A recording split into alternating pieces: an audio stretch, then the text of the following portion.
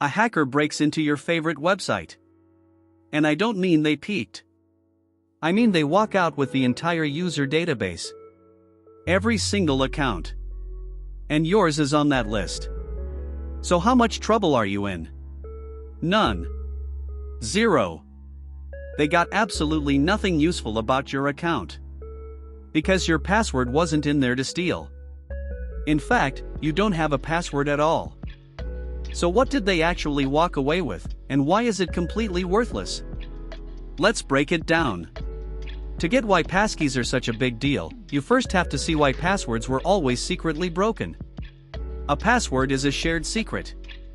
You know it, and the website has to store a copy of it to check you. And that is the whole problem, right there.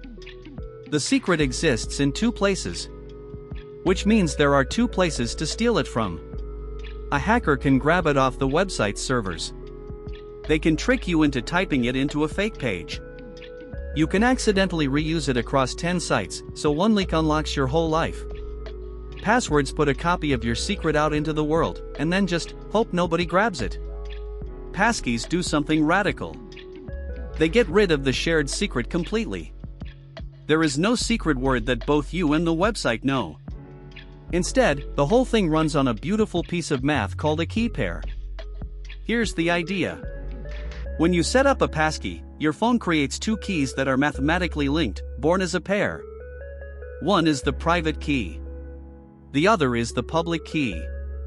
And they have a magical relationship. Anything locked or signed by the private key can only be verified by its matching public key, and nothing else.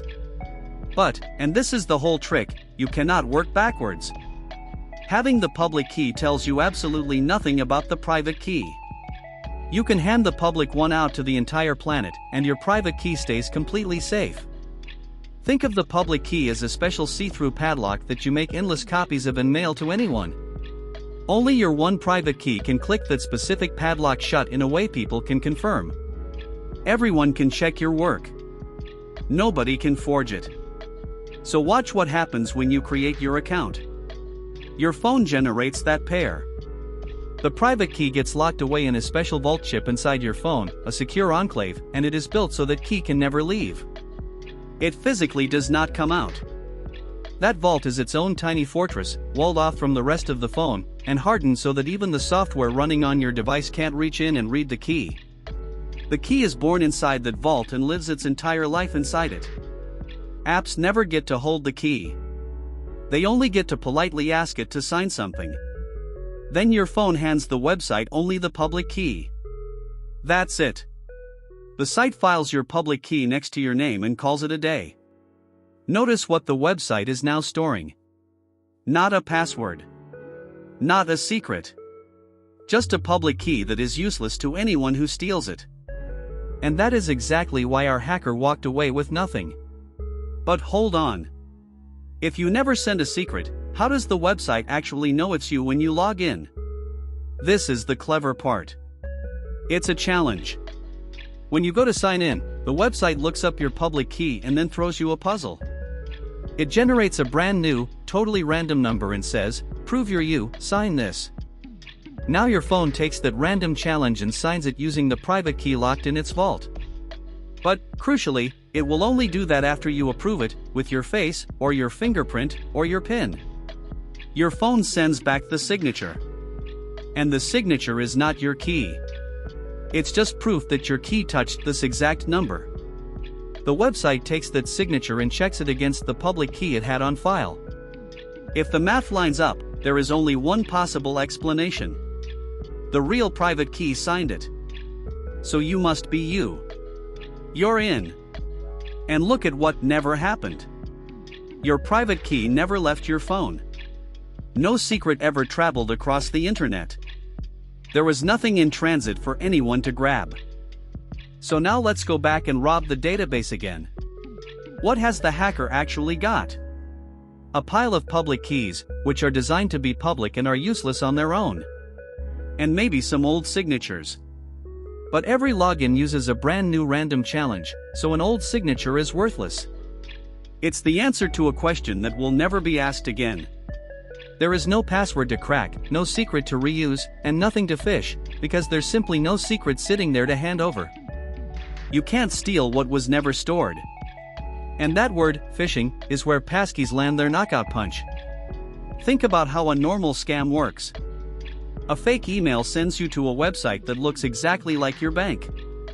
You can't tell the difference, so you type your password, and it's game over. A passkey is immune to this, and the reason is beautiful. When your passkey is created, it is permanently bound to the real website's address. So when a fake lookalike site asks your phone to sign in, your phone checks the address, sees it doesn't match, and simply refuses. It won't even offer the passkey. You, the human, can absolutely be fooled by a convincing fake. Your phone cannot. It's checking the actual address every time, and it does not care how real the page looks. Now, a fair question. If my key lives on my phone, what happens when I drop it in a lake? Good news. On most systems, your passkeys are securely backed up and synced through your platform account, your Apple, Google, or Microsoft account, wrapped in encryption the whole way. Get a new phone, sign in, and your keys come with you. And if you'd rather, you can keep a passkey on a physical security key you carry, so it never touches the cloud at all. And here's a detail people get wrong. Your fingerprint and your face are never sent to the website. Ever. That biometric only does one local job, unlocking the private key sitting in the vault on your device. The site never sees your face. It just sees a valid signature appear. Your body stays yours. There's another quiet superpower here. Your phone doesn't make just one key pair. It makes a fresh, unique one for every single site. Your key for your bank has nothing to do with your key for your email. So websites can't secretly compare notes to track you across the internet, and one compromised account can't ripple out and poison the others. And unlike a code texted to your phone, there is nothing to intercept, nothing to read over your shoulder, and nothing to trick you into reading aloud. That entire family of, quick, tell me the code you just got, scams simply stops working. So why is all of this finally taking over in 2026? Because after decades of us being told to make longer passwords, add symbols, and change them every 90 days, the industry basically admitted the whole model was broken, and agreed on this one instead. Every major phone, browser, and operating system now speaks it, which is why that little face scan to login is quietly showing up everywhere. So the next time a company emails you to admit they got hacked and your data leaked, and you feel that jolt of panic, picture the passkey version of that story. The thief kicks in the door, grabs the whole safe, drags it home, cracks it open, and finds nothing inside but a stack of see-through padlocks. There was never a secret to steal. Because you never gave them one. You just proved, over and over, that you're holding a key you never once had to show. If you just learned something genuinely useful, hit subscribe. We break down the tech you use every day.